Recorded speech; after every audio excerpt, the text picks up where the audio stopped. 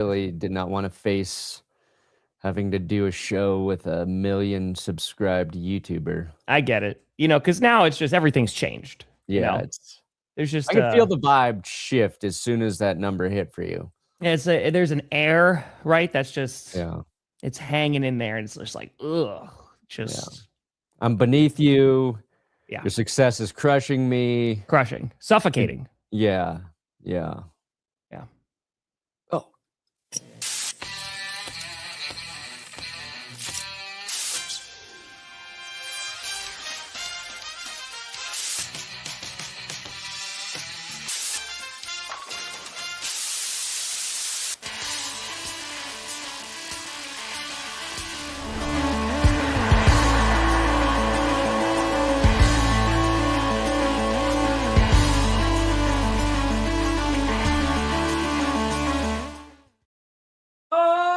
Baby, we here. We steer you in the right direction. Welcome to another edition of the Grossi Perna Show. I'm Tom Grossi. That's Bren Perna, and this is G. A-B. S. And you have been navigated. I think we did that already.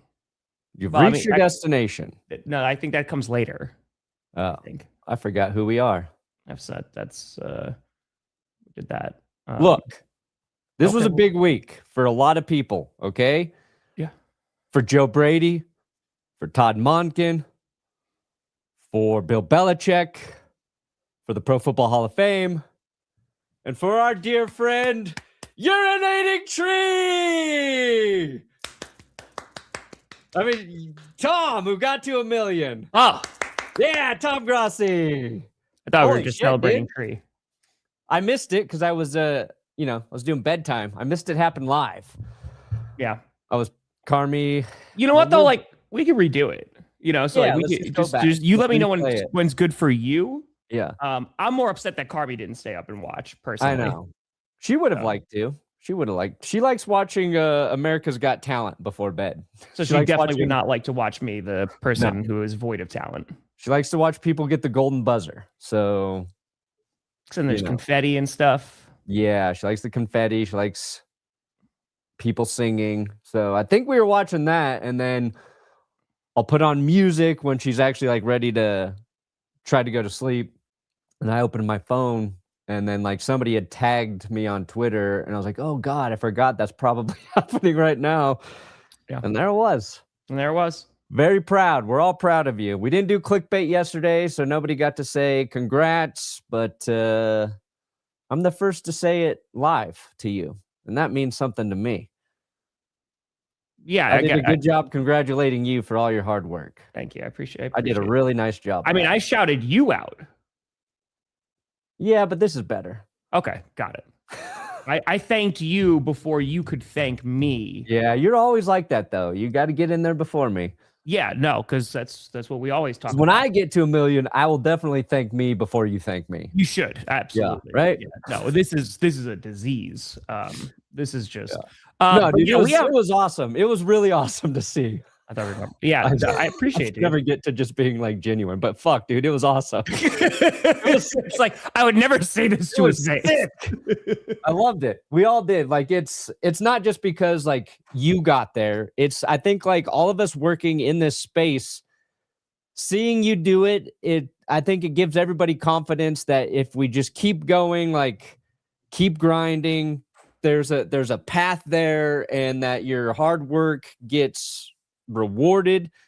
And obviously, like, it's a testament to you working hard and also just making good football videos. And it's like, just keep fucking doing that. And everybody who asks, like, how do we do this? Like, if you want to do it, just make good videos and keep fucking doing it and be relentless. Use Tom as a blueprint. You don't have to do it like I did, because like no, we don't have to be that insane. You should make better content, and also should be more of a person. You don't have to do this for 11 years and just. I dare you to try and make better content than me. Just do it, you guys. Just do it because you love it, and just be consistent. And there you go. Yeah, there's so much to talk about. Dude. Like You picked a bad week to hit 1 million and take a day off because I literally was like, okay, because I've been saying this for months. I was like, as soon as I hit 1 million, I'm going to take my first day off. August of 2019, putting out content Monday through Friday. We're going to take one off. And then like Joe Brady, he gets promoted and hired. And then like just this wave. And I saw you put out a bunch of videos. I want to talk about the Cleveland Browns and that whole coaching saga. We have the whole Bill Belichick Hall of Fame snubbing, which I think I want to start there. Shedeur Sanders is in the Pro Bowl.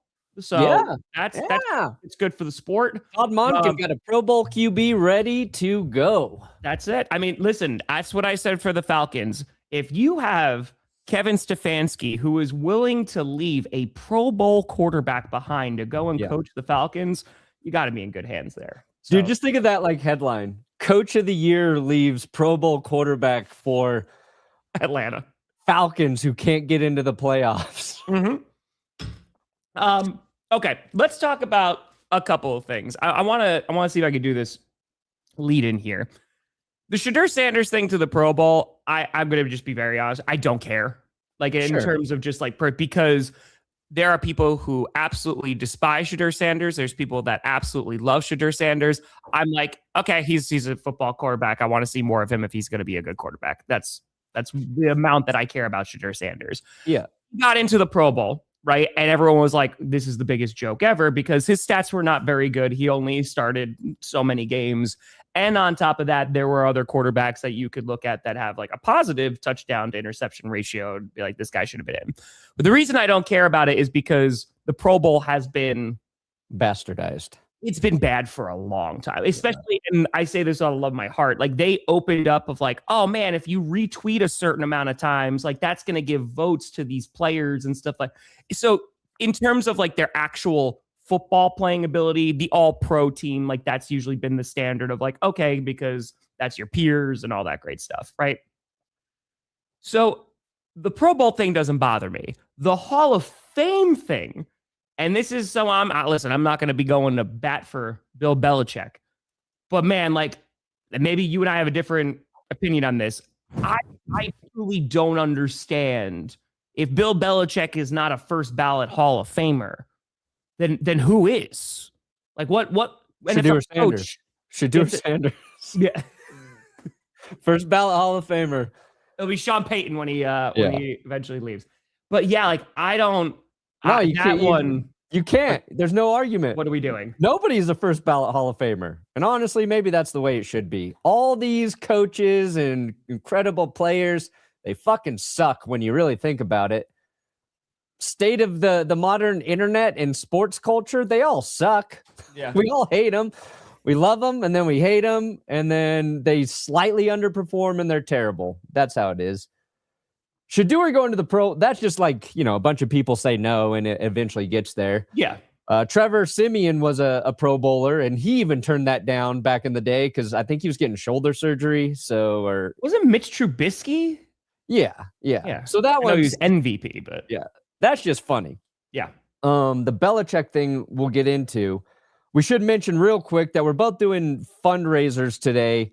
So any of the donations are going to the charities that you see linked to the channel. What charity are you doing, Tom? People Serving People. It's the largest homeless shelter in downtown Minneapolis. We raised money for them about a month ago. Cool. They do great work. They've been around for a long, long time. Got a 100% rater on Charity Navigator.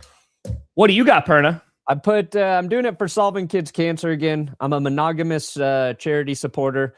So that is what's happening there today. So anybody donating, that's where it's going to. Check it out. Tom's idea, of course. I would never think about giving my Friday super chats away, but I will continue to follow Tom's lead. And then I was scrambling. I was like, oh God, what charity should I do? And then I was like, don't overthink it. Just don't overthink it. Do the one you know. Do the one you know. So, Bloosh, this is like, that's what's cited, right? So, in case you are out of the loop here, and I know we're a couple of days late on this, so it's basically like this happened a week ago. But Bill Belichick, right, is not in the Hall of Fame. This doesn't mean he can't get into the Hall of Fame or anything like that. Yeah, he'll get in next year. Yeah, he's definitely going to get in next year now. But the thought process is like, okay, I mean, this man has won more than one handful of Super Bowls, right? If I'm not mistaken, right? It was been to 8, whatever the hell, or 1 8 because he was with the organizations Yeah, that he was won a previous. defensive coordinator. Yeah, so and I get it, right? Bill Belichick is a controversial figure in the NFL and in the sports world, right? Because, and this is what Bluch is talking about, the Spygate and all, and I get it 100%, and not even looking past any of that. But at the same time, the man has won like nearly 10 Super Bowls or been on the staff for 10 Super Bowls, 8. So I just don't understand how this could be a thing. And it became such a controversy this week that now the Pro Football Hall of Fame had to put out a statement. And was like, well, those people voting, maybe not all of them are going to be voting, next time around. Yeah. So a couple odd things happened within that whole process. And we did do a video about it. Shout out to Will for really just taking the reins and grinding through a script for me to edit yesterday. But so I've had a chance to think about this and dig through some of it. The Spygate thing it's funny. It's funny to try and use that. Obviously, I have loved to give the Patriots shit for Spygate and Deflategate and all those things. But if you're going to be honest about Spygate, and you listen to the way Kyle Shanahan talked about it when Goodell was interviewing him back in the day, what Jimmy Johnson has said about it, what a bunch of coaches and players who were in the league at the time, they were all trying to get signals. They were all trying to figure that out. The Bill was just the first one to be like, yeah, let's try and record them doing the signals, and then we'll break it down. And even at the time, it wasn't like a clearly written thing like that. You necessarily couldn't do that. Bending the rules, sure. Were they punished for it? Yes.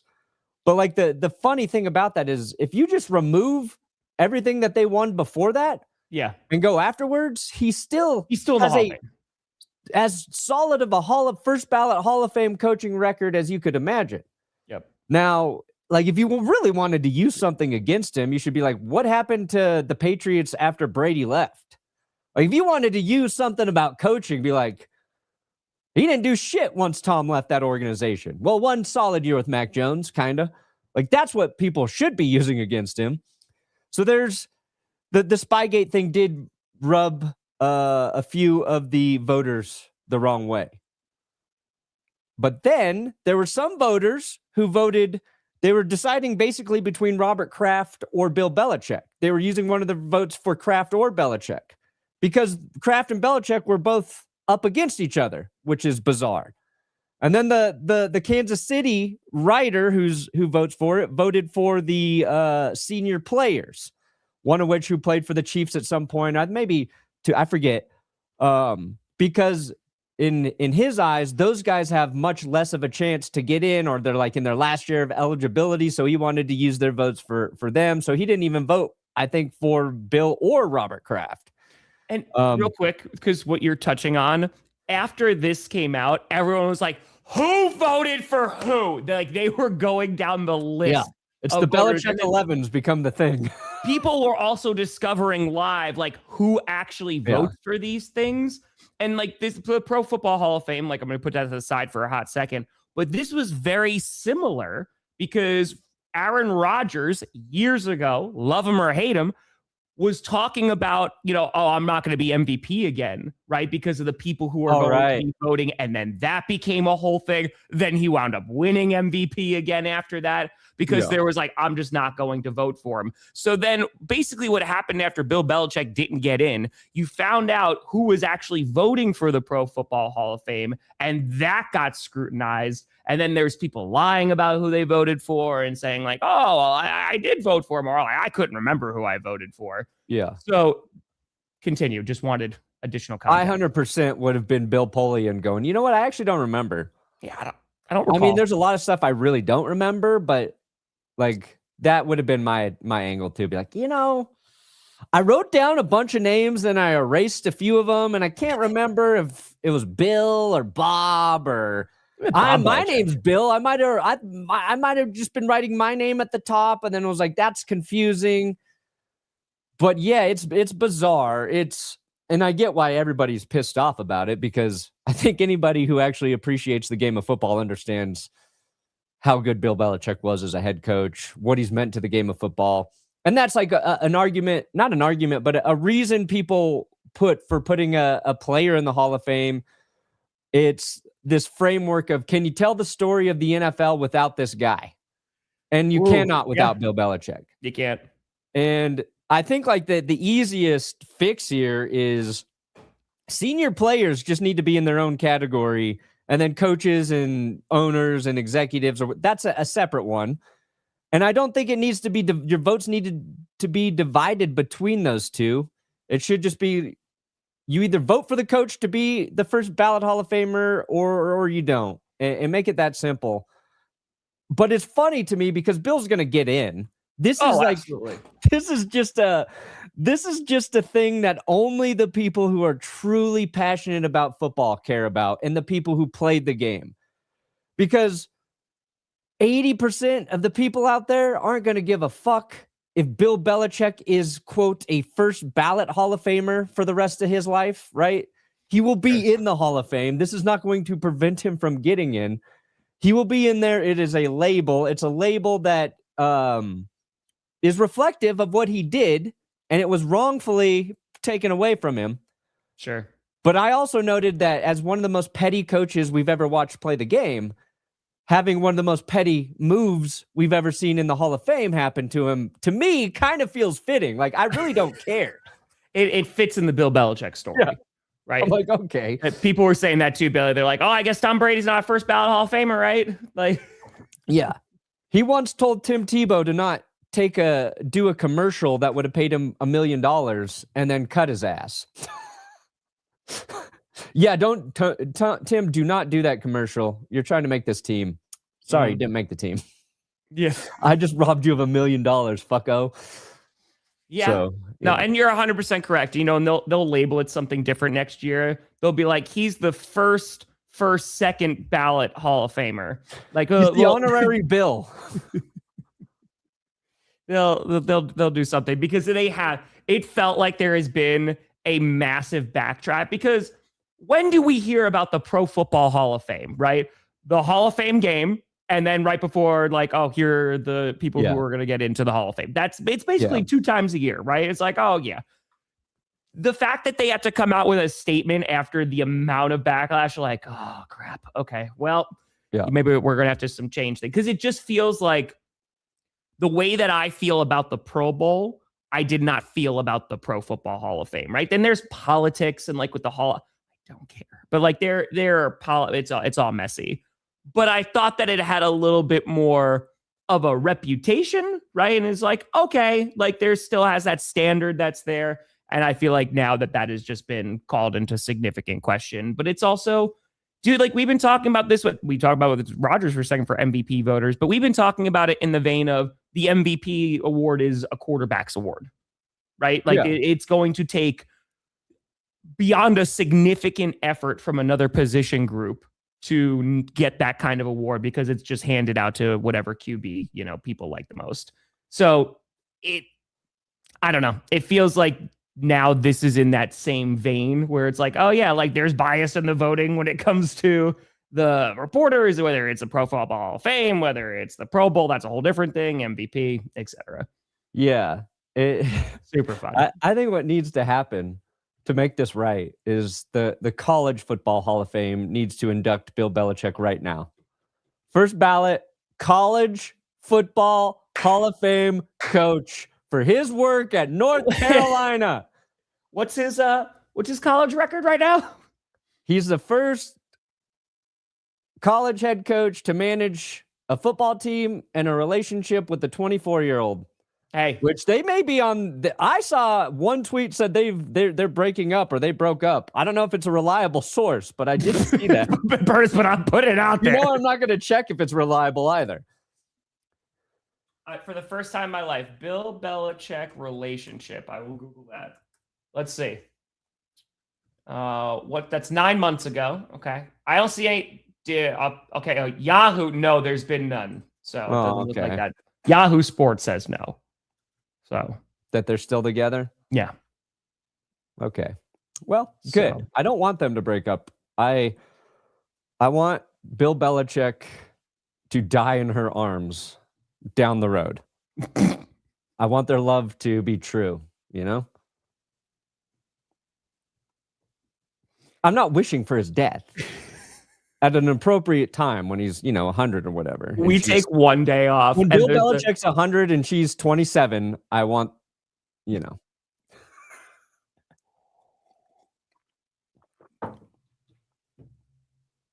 I didn't keep him out of the Hall of Fame. Just I didn't do anything. All right. So, in terms of Belichick, I think we're past that now. I think that was a good stopping point. Must be something you said. Can we talk about what you were when you were on the phone with me during the Millie stream, and you're like, "Want to talk about Joe Brady?" And I was like, yeah. And then you're like, I don't know how I feel about that. Yeah, I was just kidding. Let's talk about Joe Brady, because I think you did a video on this too, if I'm not mistaken. Well, we did a Bills video, but that was before Brady actually got hired. So got it. Yeah, so Joe Brady, it was announced a few days ago. This was back on Tuesday, if I'm not mistaken, right? That he is now going to be the head coach of the Buffalo Bills. And I feel like there was a pretty significant response from the Bills fan base that was very whelmed by this hiring, because it felt like, oh, well, this is we've criticized the play calling at times, and then to hire from within to try and do something different, but you're retaining the guy who's been a part of doing the same thing for a minute. It just felt like there were some contradicting thoughts there. Yeah, I think I have two thoughts on it. I think the Bills' offense is not a problem. So, and it got better when Joe Brady took over for Ken Dorsey, right? Like, sure. Dorsey was like the problem a few years ago. Yeah, every time your offense isn't scoring, say, 35 points in a game, you're going to complain about some shit. It seems like everyone's complaint too about NFL offenses is an overuse of bubble screens and wide receiver screens. Like, yep. Packers fans hate it, Broncos fans hate it, and what I've learned is Bills fans hate it. Receiving room, possibly an issue. Yeah, I think I'd say that's an issue. I'd say more dynamic receiving threats. Sure, you can argue for that for the Bills. It's an issue, yeah. But like, in terms of continuity for the offense, I think it's fine. I think Josh Allen likes Joe Brady. He was part of that process, so I'm sure he signed off on it. When you lose a guy like McDermott, some sort of stability there and familiarity might be all right. We don't know who Joe Brady's going to be as a head coach. So that's like the glass is half full sort of take on it. I don't think it's the worst hire. But I think when you move on from a guy like Sean McDermott, you set this expectation that you are going to try and go in a new direction with your football team to get over the hump. And I don't know if this does that. Now, if they bring in if they bring in the right defensive coordinator, then I think this is going to work out just fine, because the Bills' issue has been what their defense does in the postseason. They've had good defenses in their tenure with Josh Allen, except when they get into the playoffs, then that defense can't stop shit. They've given up over like 30 points in like all of their losses. So if they fix that, and you could point to Sean McDermott as the defensive guy and the defense not being ready in the playoffs or whatever, it's a weird problem to have when you really like think about it. But I think they would have been excited about somebody else. I don't know if it's going to work out, but whelmed with the possibility of Joe Brady being as good as McDermott is there. So I feel like it's whelmed because it's also, you and I think came to a consensus that if McDermott was going to get fired this season, like, there were plenty of other seasons that you could have moved on. Like, sure. I'm more impressed with McDermott from this season, what he was able to do with the roster that they had, right? Yeah. Of like taking a lesser Bills team than we've seen in the playoffs before. Like, they were a better squad last year, right? And in terms of especially the wide receiver woes and not having that elite pass game, like you saw Josh Allen is very good. Don't get me wrong. You had the run game, which was still great, right? They were the number one rushing team in the NFL. It just feels like for you to go, okay, well, we're getting rid of McDermott because we want to do something different because what we've been doing is not working because we keep losing in the playoffs. And it was a catch getting in Josh Allen's face. That's why it doesn't feel like this is the, oh man, that's going to be the big difference maker to promote a guy who has been there. But again, like I was criticizing them with Brandon Beane, and it's not even anything that's against Joe Brady. It just feels like, okay, you want to shake this up and like within this next few years, try and go contend for a Super Bowl. Yeah, it's just not it's not the most exciting hire, but I don't know. Like I'm down on the Bills right now because of what has transpired over these past couple of weeks. Sure. I don't think I'm down on them. I think they're going to be about the same. I think their offense is what has driven their success. What I liked about what Joe Brady did is, for one of the first things is he said he pounded the table for Keon Coleman. So like he got that out of the way. He's like, I wanted that man on our team. And he said, me being promoted to head coach is the best thing that's ever going to happen to Keon Coleman. Now, part of me goes, well, why wasn't he involved in the offense more if you were already the play caller, right? I think, he's just trying to put out a fire that has been burning since Pagula threw him under the bus. I think even in that press conference, I think Brandon Beane was trying to put out the fires as Pagula was lighting them during that press conference. Yeah. So I don't know if can the Bills get back into the playoffs and lose in the playoffs again? 100%. I believe Absolutely. they are set up to do that again.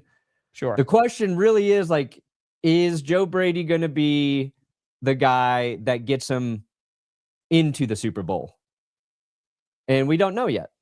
Now, to be fair to the Bills, I think they're only whelmed because he was already there. And I think as fans, we do this thing where we just want something new because we've seen the old thing not work. But Joe Brady was getting a lot of head coaching interviews for other teams. There's a handful of other teams out there that were seriously considering him to be their next guy. So it's not like he was just their only option, right? I think it was a choice to have him there. And I think Bills went from heartbreak to, oh my God, our organization is a dumpster fire, to, okay, we should just have steady expectations for this next season. Yeah.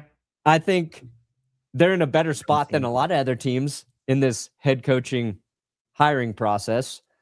I think Browns fans are also whelmed, and they got somebody new, and he might not even be the worst guy that they could have.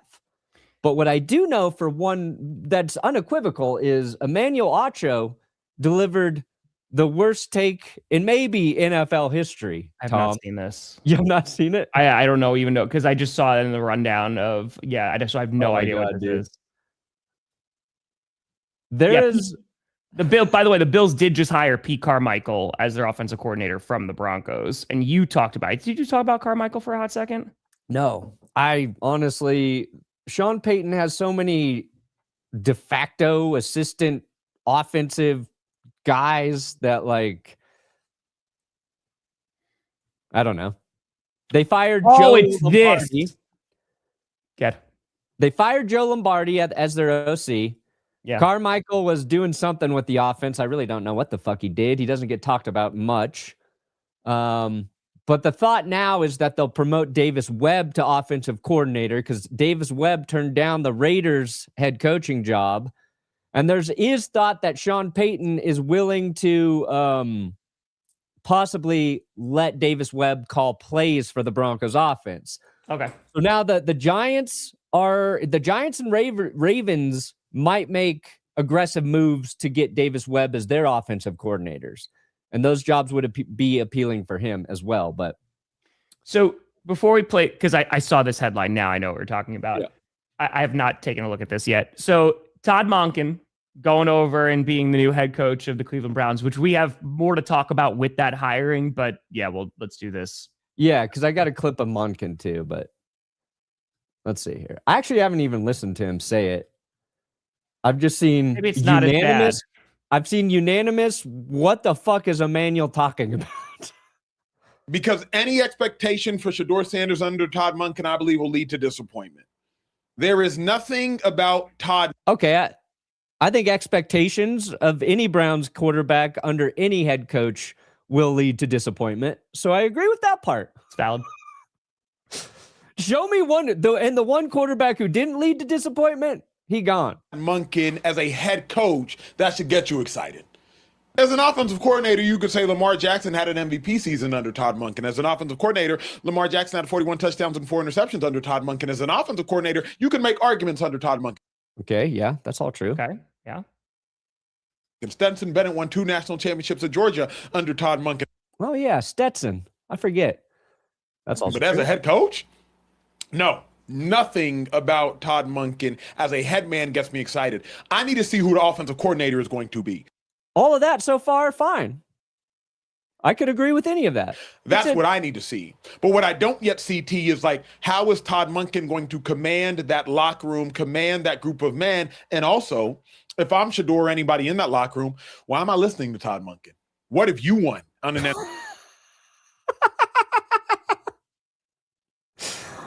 NFL level as a head coach? You're not even a head coach on an NFL level. So anybody can have a take. Emmanuel Acho is a great example of how literally anybody can do this. Anybody can do it. Okay, you can say whatever you want. Here's the thing. I'm gonna. Sometimes, even when I intentionally say something stupid, Tom, like I'm really trying to be dumb. Yeah, I don't think I have ever gotten to that level. I don't think I have. I don't think you have either. Why should anybody in that locker room listen to what their new head coach has to say? Okay. Is that, I don't know what that platform is. Like, is it Speakeasy? I don't know. Is that a new show? That's his YouTube channel and his brand now. Got it. As you can see, I'm really dialed in on what sure you're doing. I've watched the show. It's yeah. Congrats to them. Okay. So, oh boy. All right. So he praises kind of, because it's he undercuts it, right? About all the success that Monken has had, right? And he's like, okay, you did have an MVP quarterback. He's kind of writing it off a little bit, what have you, as an offensive coordinator. And again, I think that you can be skeptical because just like any coordinator that's hired into a head coaching job, you don't know about the job that they're going to do, right? So that's valid. You don't. Sure. And we have talked about, I'm going to use Joe Burrow, right? I'm going to stay within the division. We talk about Joe Burrow and Zach Taylor, right? And I've given Zach Taylor a bunch of crap even since the Super Bowl run that they had. I still am like, man, I think Joe Burrow deserves a better coach, right? Or like, I think Joe Burrow deserves something different. And I think we have talked about that with really good quarterbacks and being like, man, I think that it would be awesome to see them paired with this like coach. I have never, though, heard you should not listen to said coach. Like even when, the McCarthy era here in Green Bay, when it seemed like that relationship was like, oh, they were just Aaron Rodgers, just go out and do things. You're not going to get a running back. You're not going to get a defense. Here you go. You have the keys to the car. That's the very famous quote from Ryan Grant that McCarthy basically wasn't even a coach anymore. He just let Aaron Rodgers run that offense. Yeah. But to also do it for Shedeur Sanders, a young player who's barely played in the league, there's already so much being talked about him. There's already opinions that are formed. Yeah. And I know he's a Pro Bowl quarterback now, but man, like what reality are we basing that take in to go, that second year player who didn't even have an elite year shouldn't listen to an incoming head coach. An offensive guy too, by the way. Yeah. I don't know. I don't know where it's so disingenuous. Is that Deion Sanders like talking through him and being like, here's a talking point that I'm going to pay? Because like that's the only rationale of like, are we just hyping up Shedeur Sanders? Don't listen. What are we doing? No, it's disingenuous to Todd Monken. I think like Todd's had enough success as an offensive play caller where you go, you know what? I don't know if this is the right fit in terms of a head coach to keep the Browns, or to pull them out of the depths of the sinking ship that they're on. Absolutely. But I think if you're wanting to look at what the upside is, it's that I think Todd Monken has the right personality to coach up Shedeur Sanders. I'm not even saying Shedeur's going to work as an NFL quarterback. No idea. But I think based on what he's done, who he's done it with, that you go, you know what? That's a fresh start for Shedeur. Sure. Dylan Gabriel as well, who I think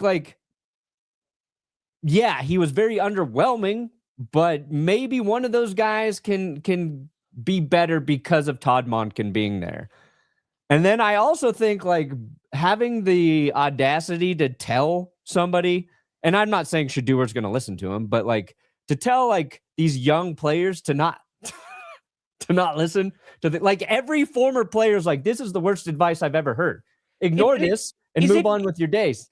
And here's the thing, Brandon, we know plenty of people in this space, right, that just say anything, right? Because it's just, all right, this is going to get clicks. And it did, right? 11 million people watched that clip. 1,000 people liked it. 11 million people at least saw it.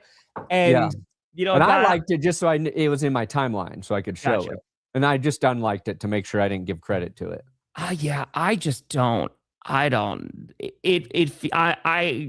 hope is that it's just said to get clicks. Yeah, I don't think it is. That's the best case scenario because it's. I think he was just talking and he didn't think through what he was actually saying. It's just dumb. I relate to that, but I don't know because here's the thing. So this is not the only controversy going on with the Cleveland Browns, even with the coach, right? Because Todd Monken winds up getting hired. You did a whole video about this one, yeah? Yeah. We were a lot of it is about how they leaned in. This is an organization who leans into their data and analytics to make a lot of decisions. So it was about that. And then it feels like Jimmy Haslam has everybody do that, and then he kind of just does whatever the fuck he wants anyway.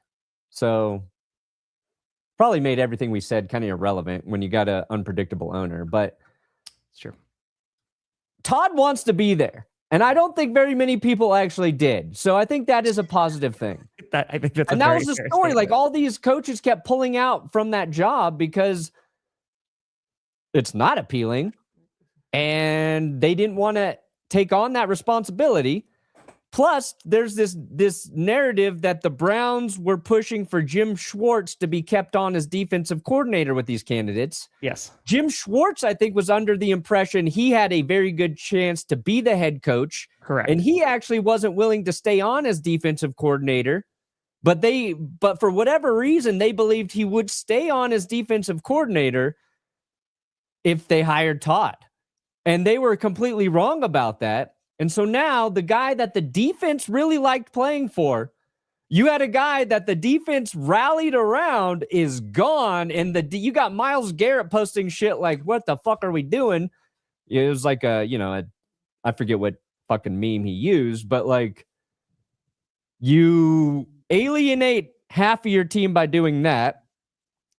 I'm not saying Todd can't win their trust and earn their respect, but they did all these things in their hiring process that seemed to work against them. But I feel good about it today because this happened. What's going in at? Oh, yeah. Hey, hello, young man. How you doing? Welcome back to the States. How we doing, man? Good. Yeah, we tried to draft your ass last year. It's all worked out. Yeah. You remember that, right? Yeah, that's what I was about to tell you. Someday we'll get a chance to talk about that. Yeah. Yeah. Awesome. Well, sit down. Hey, I like Todd Monken. He is very likable. Will he be a good head coach for Cleveland? Chances are no, because I'm not sure there's anybody who can do that at this moment in time. They had a 2-time head coach of the year. Didn't work out. But that's his first interaction with Shedeur. I like it. And they did. The Ravens were the team that tried to draft him, and Shedeur said, no, thank you. I want to go where I can start. Well, maybe. Listen, the guy has a ton of experience, right? And I do think that you hit the nail on the head of like, hey, man, I don't know how many people were going to go. And let me put it this way. We talked about two squads, right? We talked about the Cleveland Browns and the Arizona Cardinals of like, I don't know, like candidate. Yeah. The Arizona Cardinals are talking about Ron Rivera, right? That's where it's a choice. I like Ron. It's a choice.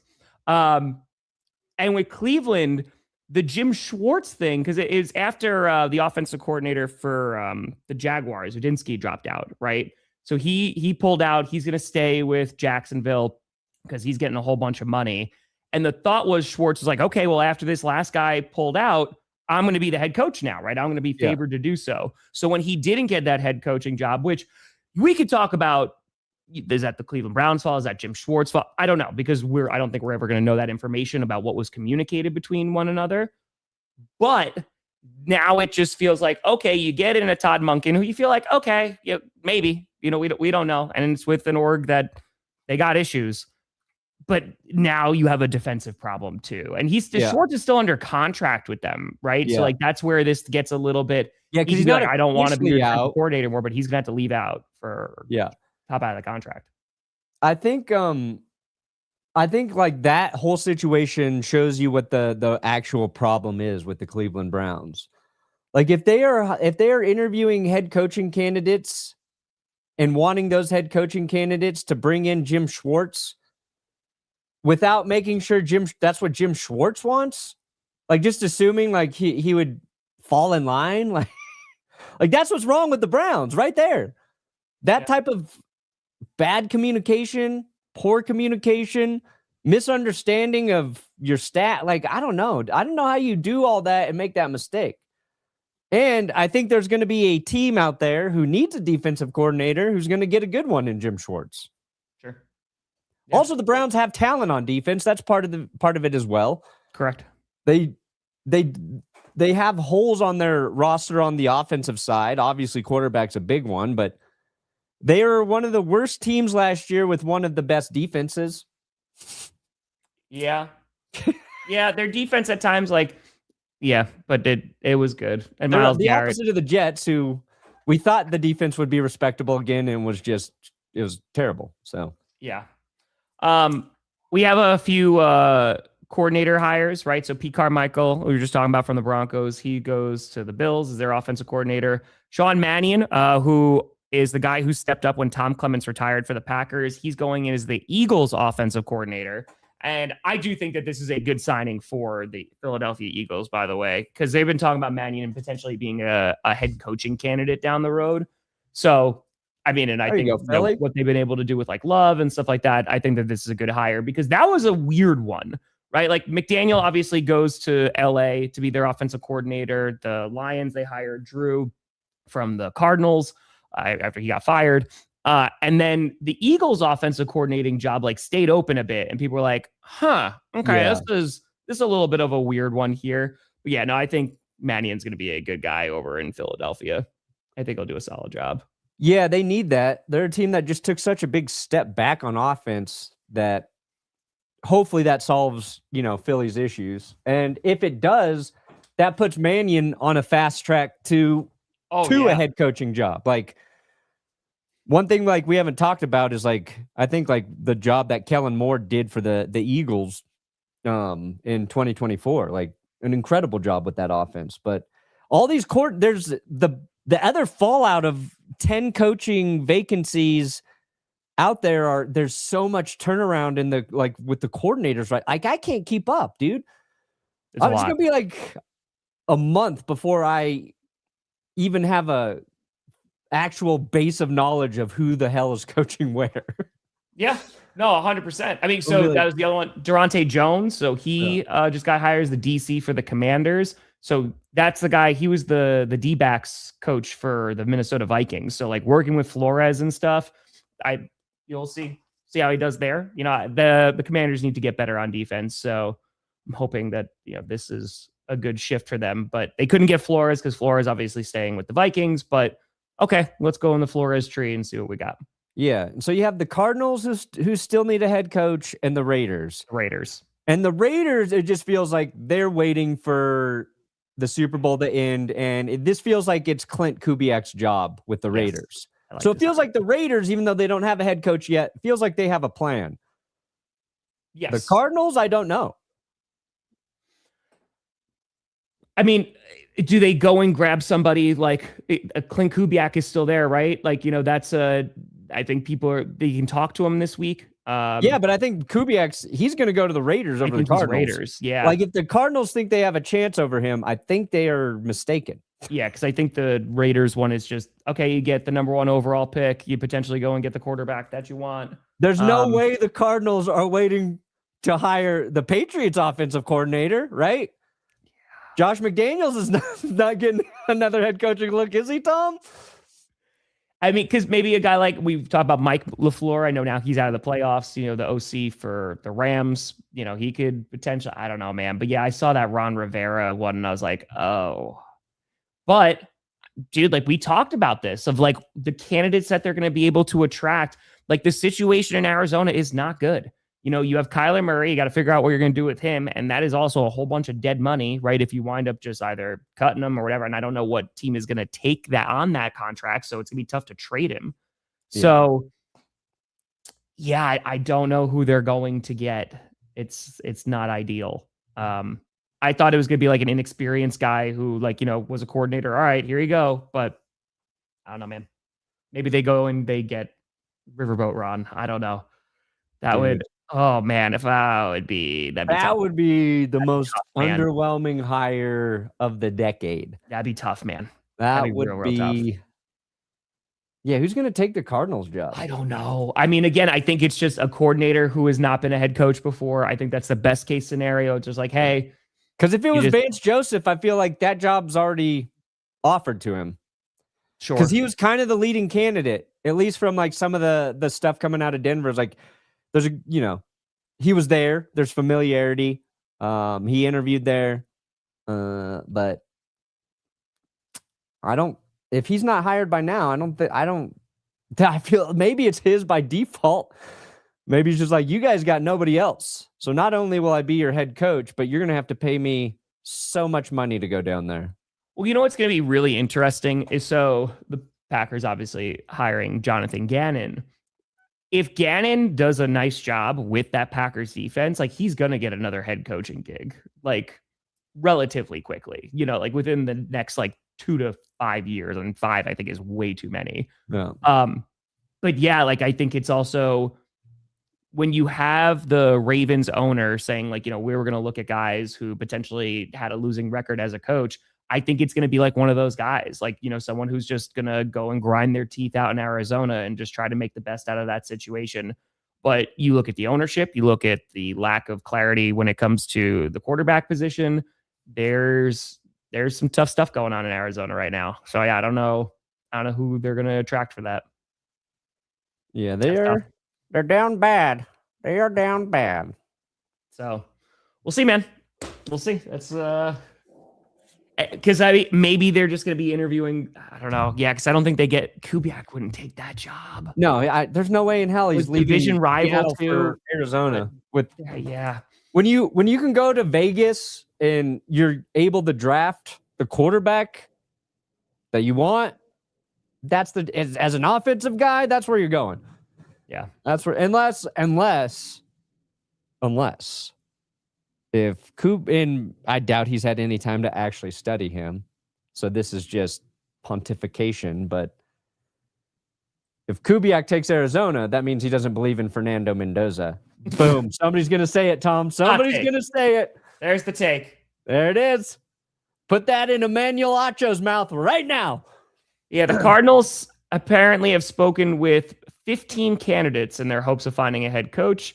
The most recent one being Ron Rivera. So yeah, with Rams offensive coordinator Mike LaFleur arriving for a 2-day interview process, many thinks he would be the guy. Candidates don't interview in person across multiple days for no defined reason. So it might be LaFleur. Mike LaFleur? Yeah, we were talking about him weeks ago. Like that would make a lot of sense, right? You have the number 1 passing and number 1 scoring offense.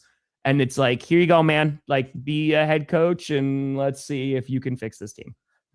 Brother, Packers Cardinals going to go hard if that happens.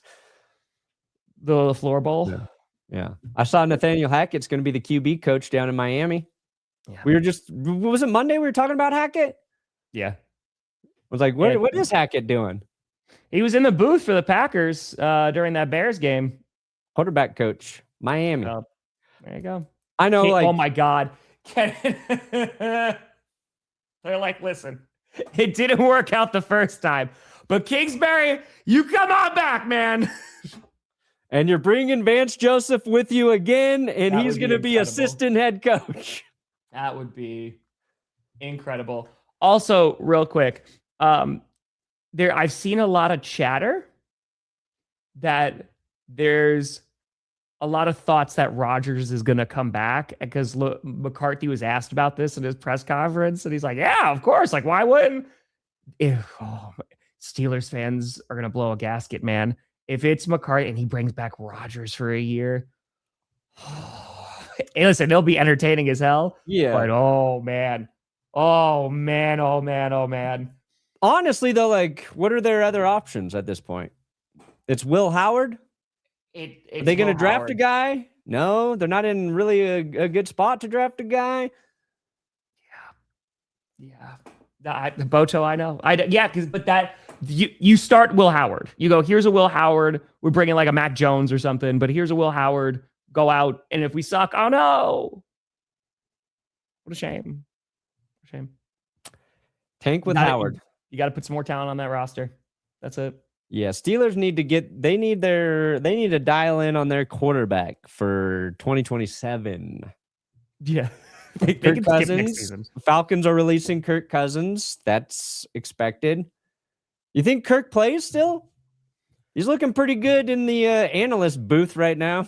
I mean, I'm going to be honest with you. If he's willing to take a minimum, I'll happily take him as a backup. Yeah. He didn't play terrible once he settled in towards the end of the season there for Atlanta. So I don't think he's getting a starting gig anywhere. I want Cousins and Rodgers as the Steelers quarterbacks. I want the Russell Wilson, Justin Fields experiment 2.0, but with old veteran QBs. I like that. Both with Achilles injuries. Yeah, because why not? Yeah. What could go wrong? I don't know. Perna, what do you got coming out today? Nothing. Go check out our Belichick video. We're working on Monday's episode about everything we got wrong in the 2025 season. So there you go.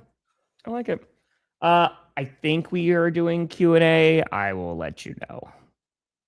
Chat. I think. But Chat. Appreciate y'all.